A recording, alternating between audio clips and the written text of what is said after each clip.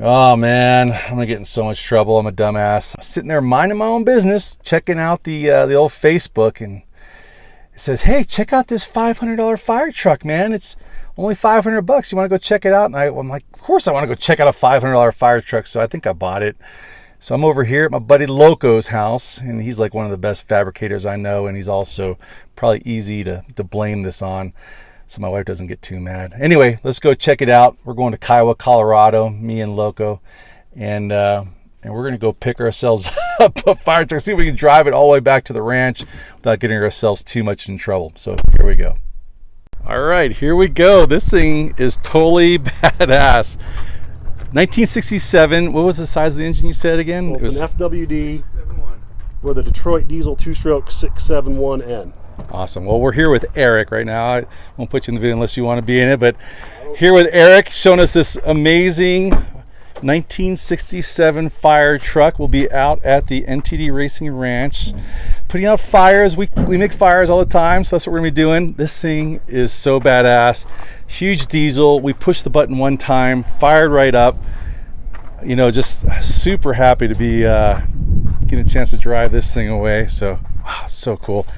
I don't know, I'm thinking maybe putting it into a fire engine red might be a nice color for it, and some livery for the Elbert County Fire Department would be pretty cool. You can see some of the original paint in a few places. It was red over white originally. Red over white, perfect. I love red over white, yeah. Roxborough State Park Fire got this. They repainted it. That was their color. You're talking like Roxborough on the west side of town? Yeah. They were the second owner. And then they got absorbed by West Metro Fire, and they got rid of this. Then Larkspur bought it. Well, we're going to try to drive this thing about 15 miles to the ranch without getting pulled over. What I think we should do, Loco, I'm just saying, is I say we go as fast as we can with the siren going the whole way. Shut your mouth when you're talking to me. Oh my gosh, this is so cool. This is his other truck right over here. We couldn't make him part with this one because this one's also beautiful. Take these fuel tanks out.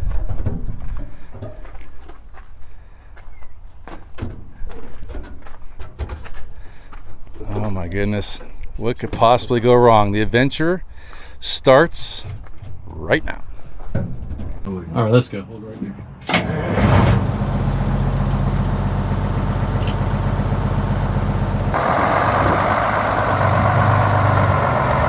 Oh my gosh, it sounds good. Some exercise.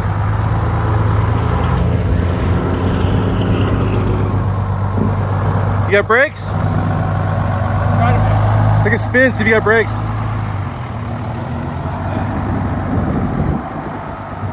got brakes.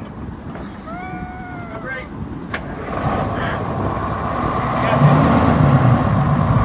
Oh yeah.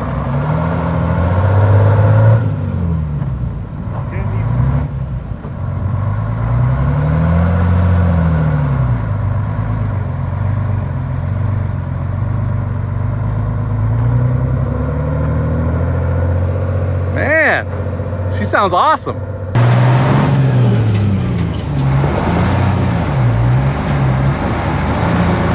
As we pull this thing away from where it has been parked for years, I just can sense this is turning into one of the most amazing stories, and it just has some of the most amazing, powerful names that are associated with it. Before we went to go pick this thing up, I call up my buddy Loco, and before I get the word fire truck out of my mouth, he's like, I'm in. And so he is in the driver's seat right now, driving this thing, like I said, for the first time for years. You might recognize Loco because he was also in the rescue of Mambo from a schoolyard in Ohio all the way back to Colorado. And now you see Mambo with us at all of the races. Loco does have a really cool history with old, slow vehicles. Check out his truck, but also in his Air Force career, he was one of the pilots of the U-2 Dragon Lady. And here is what is super cool about that. There are fewer people that were qualified by the Air Force to pilot the Dragon Lady than NASA has made astronauts. There are more astronauts than there are Dragon Lady pilots, and Loco is one of them. It's a pretty awesome stat. So as he gets driving back to the ranch, I'm wondering what this FWD on the side of the truck is. And so I look it up, and here's what I found. So going all the way back to 1908, there's these two dudes. They're hanging out in their garage. Their names are Otto Zachow and William Besserditch. And they have a car, they keep getting it stuck in the mud, and they decide they're going to modify their vehicle so they don't get stuck anymore. And they make this four-wheel drive vehicle. They call it the Battleship. And it is one of the first successful four-wheel drive vehicles, and they patent it because of its unique double Y universal joint design.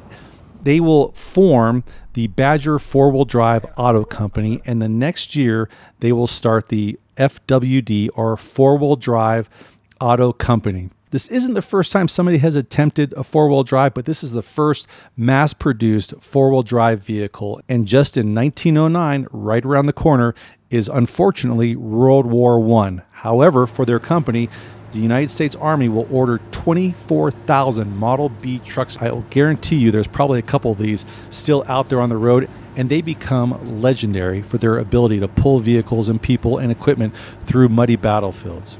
Later on in 1963, FWD will acquire the Seagrave Fire Apparatus Company, which is one of America's oldest fire truck manufacturing. And now you merge this amazing 4x4 capability with Seagrave's firefighting equipment. You start to produce legendary equipment, which is able to get life-saving equipment far into places where fire trucks could never get before. Unfortunately, the four-wheel drive company will go bankrupt in 1981 and eventually in 2003 have to sell all their assets. However, the Seagrave Fire Apparatus Company will continue on, and they still make fire trucks today. In fact, some of the fire trucks you probably have in your own town are Seagrave Fire Apparatus vehicles, carrying on the legacy of the four-wheel drive auto company. Here is one more cool thing. We pushed the button on this thing and it fired to life. I mean, literally immediately, within a quarter of a second, which again is really impressive considering how long this vehicle had been sitting there. So what's underneath the hood? It is a Detroit diesel 6-71N Screaming Jimmy. What an amazing name. The 6 means that it is an inline 6 diesel engine, and the 71 series was something that General Motors started to make in 1938.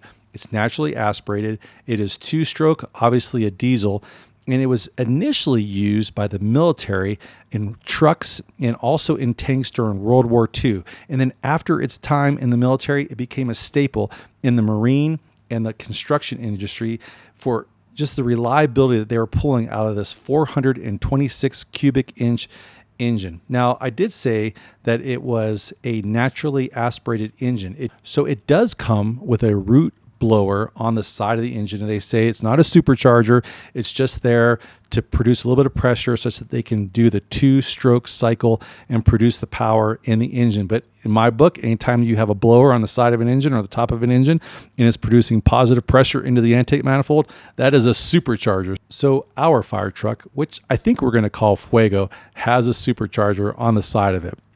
Anyways, we start this engine up, and for not having started and driven for many years, this thing fires up, pulls out, and drives the 15 miles to the NTD Racing Ranch like it was no problem. And so here are some scenes as we're driving back, and I would tell you, we moved from California to Colorado, and I really miss living 90 miles from the start of the Baja 1000. But when you're driving through the plains of Colorado, it is such a beautiful place. I feel so lucky to be living here and so lucky to be putting down roots, especially in Elbert, Colorado, with NTD Racing and some of the great folks that are in this town and some of the really great neighbors that we have around us. So Loco gets us all the way back to the NTD Racing Ranch. We'll pull in. We're going to actually drop a little bit of water into the tank and see if we can't make the pumps work. But going from driving trucks to being a firefighter is two different things. So you're going to have to wait for a future episode. Maybe we're going to have a big bonfire. I know we have a couple pianos that we're going to burn out there, and you're not going to want to miss that as we get the pumps working on Fuego. I sure hope we have earned your like and subscribe, and especially hitting that bell for notification of future episodes. If you don't do that, there's a good chance that because of the way that the YouTube algorithm works, you'll never see one of our videos again. So please hit that bell so you won't miss our episodes as we're working on Fuego, the new man lift that we just got. This thing is crazy. And all of the race vehicles that we're getting ready for Vegas Reno, Baja 1000, King of the Hammers, and the Mint 400. Can't wait to see you next week. Take care of yourself.